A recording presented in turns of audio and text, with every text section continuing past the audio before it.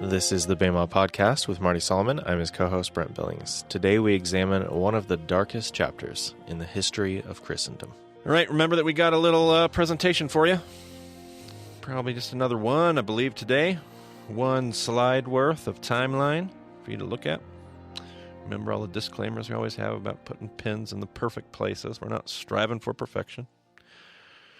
All right, here we go. We left our last conversation in our last episode with the world of Christendom having been rocked to its core. With the departure of the Eastern Church, the danger is that it would raise a whole new sense of papal rejection. When I say papal, what do I mean, Brent? The Pope. The Pope, essentially. That's be shorthand. It's bigger than that, but the papacy in general, the whole papal system. Yeah, there's a new sense of papal rejection. If folks can just tell the Pope no, what does that mean? You can't just tell the Pope no. I don't mean that in a derogatory way. I mean, this was a real crisis, historically speaking. The idea is that the Pope was the direct disciple descendant of the apostles. Yeah, apostolic succession. Mouthpiece of God, vocationally, absolutely. Well, as the saying goes, nothing brings people together like a common enemy. And to be fair, I'm not going to wade into the spicy conversation surrounding the Crusades and present myself as a historian or an expert here in this field. I know talking about this period of history can be incredibly charged emotionally, and it should be. I know some historical reconstructionists have attempted to put a positive spin, quote-unquote positive spin, on the Crusades and what the intentions were behind them. I will be attempting no such explanation. For me, this chapter of Christian history is dark and marked with all sorts of problems, which most of us have simply been able to keep out of sight and out of mind. We are talking about something that happened about 1,000 years ago. Yes. So it is easy to set aside. Yeah. When you don't have a reason to think about it. Absolutely. A very practical level, that's absolutely correct. On another level, we did slaughter millions of people. So it should be a portion of, in Jesus' name, we should probably not forget those things. It does come up quite often. Sure. I feel absolutely. Yeah. As far as events in history go. Right. Like it is brought up disproportionately more often than almost anything else. Sure. So it is something that we should wrestle with and be able to think about critically. Absolutely. I can remember the chapter in Blue Like Jazz. There's a book by Donald Miller. We'll be putting it in the show notes down there. While we're at it, Brent, let's just link the movie as well. They made a movie based on the book. It's a totally different thing. It's not. I don't know what I was expecting when I went to see Blue Like Jazz as a movie, but it was just different. I'm not going to say it was bad or it was good. It was just different. You had the book and then you had the movie. This is the first time hearing of the movie. I have read the book though. Yeah. Well, there you go. Enjoy the movie. It is not the same. It's not the same thing. Based on some of the same ideas. So I remember reading Blue Like Jazz for the first time, and he spoke. There's a whole chapter in the book where he speaks about his experience at what I can't remember what he called it exactly, but it was like a reverse confessional. He talks about how they set up a confessional booth at Reed College. Where he was going to school, and instead of receiving the confessions, I mean that's what you do at a confessional, right? You go into the confessional, you sit down, you tell that priestly figure, you practice the discipline of confession. But instead of receiving confessions, they offered confessions on behalf of their faith, both current and historic. I have not stopped hearing from the kickback from readers over the years since that book was released. The readers are thinkers who say, but why would I or they apologize for something that happened centuries ago? This question shows our blatant disconnection from our faith and where it comes from. This disconnection stops us from being able to think critically about how this could ever get to that place, how we could get to that place. And a dark history disowned by the descendants of it will be bound to repeat itself, if I could adapt that famous saying. I'll say that again. A dark history disowned by the descendants of it will be bound to repeat itself. Some would say we are on the verge of such an era, potentially even right now. But I won't present myself as an expert I'm not an expert in these things. I'm not trying to tell you I know everything. I'm just a learner. I'm a student of history, and I'm a fellow thinker like all of you. And we've talked about this contrast before, but the Jewish concept of we were in Egypt. We were in the desert. Absolutely. Like, they own every part of their whole history. Absolutely. The we historically, and then there's also just the concept of we in general. Like, part of the reason that we're able to disconnect from our history is because we see all of our faith as just so personal. It's just a personal relationship with Jesus. It's just a personal, it's God and I. It's me and Jesus. It's just me as an individual rather than us as a people. Because if we saw it more as an us, it'd be much harder to disconnect from the us that extends on the timeline, past and future us. And that's just the difference between Eastern and Western thinkers, going all the way back to our last episode and all the way back to our introduction of just the difference between Eastern versus Western thought. I can remember, Brent, on one of our trips to Israel, we were using a different company than what I typically am used to, not the company that I use personally. I was with another group. I was kind of helping lead this other tour, and there was a guide there, and I remember us having a Q&A with this Jewish guide one night, and one of the questions that always gets asked, and it was asked very respectfully. Sometimes it's not asked respectfully at all, but this question was asked respectfully of our guide. They said, there's so much overlap, there's so much parallel, there's so much beauty in seeing Jesus from a Jewish perspective. Why don't you follow Jesus? If Jesus was so Jewish, why don't you get it and why don't you follow him? And his response I will never forget. He said, with all due respect, we as Jews have never been able to understand how Christians can see Jesus in a vacuum. We can't see Jesus just as this independent Jewish rabbi 2,000 years ago. For us, Jesus is connected to 1,800 years of brutal church history, much of which has been, just filled with the slaughter of people in the name of this Jesus. That was an answer that will kind of go with me for a long time.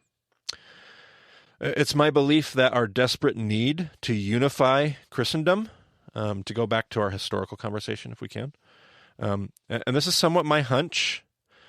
I won't say that I've been taught this necessarily directly by anybody, but as I've studied history, my personal hunch, my personal belief, is that in order to unify Christendom, which was kind of splitting apart and splintering, the East-West schism, we seized an opportunity that arose at just the right time.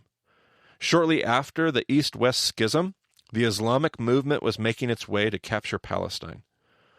While there is no way that I'm going to give you a history of the Islamic faith here, it would be helpful to know that as Muhammad was doing the work of canonizing his teaching and the creation of the Quran was underway, there were three dominant worldviews at play within Islam at this point in history. There was what we might have called the progressive movement, which wanted to live peaceably with everybody.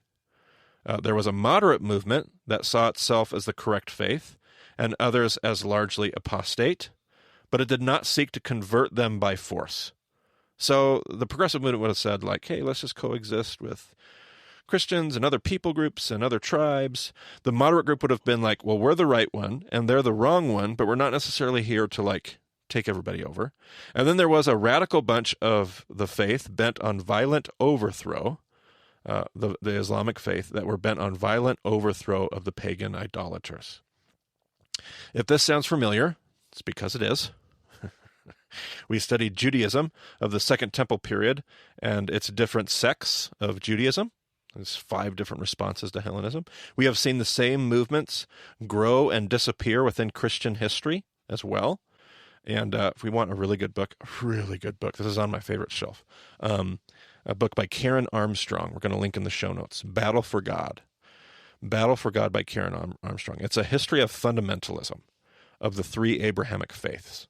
So she walks through where fundamentalism comes from, why it shows up, and why it can be so dangerous. And she does it for Judaism, she does it for Christianity, she does it for Islam. And just I thought it was a very helpful read. I find this whole conversation helpful because most people choose which groups they want to represent their own faith story, while Christians would typically never define themselves by the fringe, radical edges of fundamentalism.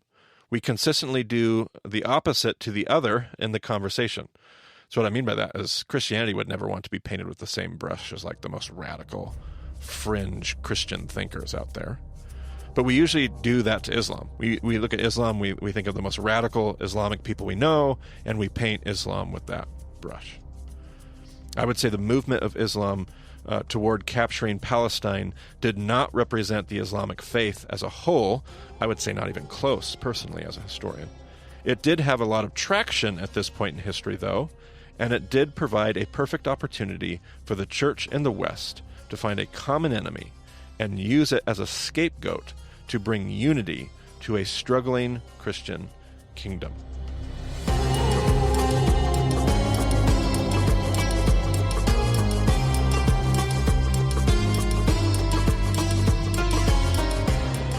Now, like I said, this is my unauthoritative, probably far too oversimplified opinion on this point of history. I am no expert in the Crusades, so I will not try to explain my way through Crusade history. It's probably one of those eras that people are going to get mad I didn't get into more detail, but let's just say that these few centuries were an absolute mess, and the mess seemed to galvanize an unfortunate unity in Christendom. But before we move on to the next chapter of history, it would be worth pointing out that not everyone is fighting in the Crusades. Not everyone is fighting in the Crusades. Brent, you brought this point up last episode. Not everyone's fighting. They never are. We let the poor, we let the uneducated, we let the commoners do that work for us. So the wealthy, the influential, the people in charge, they're usually not fighting these wars. They're not fighting these crusades. They're making the decisions, but they're letting the other people do that work for them. They use the money and power that they have to influence people to do their bidding, knowing that probably a lot of them are not going to survive and they will never have to be paid. So they can offer these ridiculous sums of money to get all these people to go do things. Brent Billings, bringing the truth. Bringing the fire. Yeah, what does this sound like to you, Brent? This sounds like a blast from the way distant past. Any Bema material that you think of when we start talking about, let me read that line again. Not everyone is fighting the Crusades. They never are. We let the poor, the uneducated, the commoners do that work for us. What kind of things do you think of? Probably the first thing I would think of would be the Israelites making the bricks in Egypt. Oh, yeah, absolutely. That's exactly where I was going. Just this juxtaposition of empire and shalom, of stick versus invitation, of force and coercion versus voice. This is very clearly empire to me. We identified all the way back in session 1 what empire looked like and what shalom looked like. We remember God taking his people out into the desert to teach them what it was like to live on every word, to love the Lord your God with all your heart and all your soul and all your might. This is not that. This is not even close to that. This isn't even, some people are going to write me emails and get really mad that I said that. This is something totally, this is Egypt. This is Pharaoh. That's what this is. This is hieroglyphics. Anyway, enough. All right. And we're not glossing over the Crusades in only briefly mentioning them here. There has been much written and recorded about the Crusades. So, please go do your own study because it is important and it's interesting, and how they got to the point where they thought that was the right thing to do, and the different crusades and how successful each of them was. What does success mean for them? It's pretty, it's dark. Absolutely. But it is good to know, and it's good to wrestle with. Absolutely. Yeah. So not everybody is fighting in these crusades. We let certain groups of people do that for us.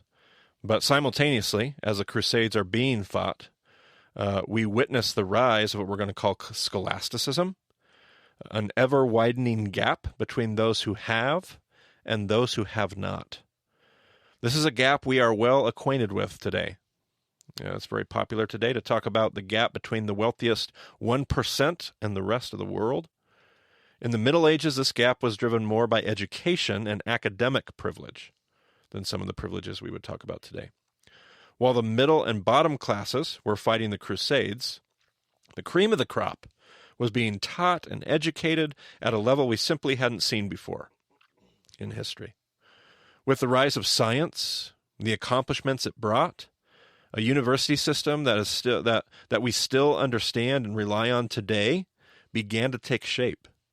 Apprentices were taught not only how to read and to write, which was an incredible, almost inconceivable advantage, by the way, but they were also instructed in the blossoming fields of mathematics, science, theology, and the arts, most of which was driven by Greek philosophy and of that came out of that Hellenistic era that we've studied before. And it's maybe hard to get a picture of what this is like. Like the universities that we know today were not established at that point.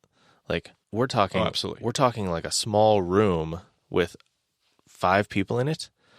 Like this is a very exclusive club of people. Absolutely. And the universities would move around, and the university was kind of like more of a roaming concept than Sure. like a physical institution and location like we know it today. And yeah, like 1% might even be overstating Absolutely. the case. Sure. Like it was so elite. Yeah, absolutely. That's a great point. Great point. One of the most revered names in church history is often that of Thomas Aquinas. Aquinas, without a doubt, changed the face of Christian history by bringing into a logical order the many fields of education. Aquinas showed how the world of mathematics and science could blend with the world of philosophy and theology. The Western world would never be the same because of this. The way we understand our education system today is largely shaped by the perspective brought to us through the work of Thomas Aquinas and obviously others. But he's the name that obviously, or that usually gets tied to them. Many would call him the father of logic and reason. I'll resist my desire to be critical until we conclude our study of history, if you can imagine that. Will you? I'm showing such self-restraint and discipline. But I am hoping that my Western-minded readers will notice that somewhere around a millennia before this, we lost some things that were absolutely crucial to the health of the church. While I realize that we are still enamored with the pillars of Hellenism today, I hope we have learned enough to critically examine just how lost we are 1,000 years after the Judaic movement of Jesus. But I digress. Or do I? We shall see. All right. Well, I think that'll do it for this episode. A little shorter this time. Yeah. Even more time for the listener to go and study and read. To he who has ears. I love it. And a printing press. And is literate. Right. And has so many things that God has given us. So many advantages we have. The internet. It's fantastic. Well, thank you for joining us on the Bema podcast today. If you have any questions, go to bemadiscipleship.com. You can get in touch with us there, and we will talk to you again soon.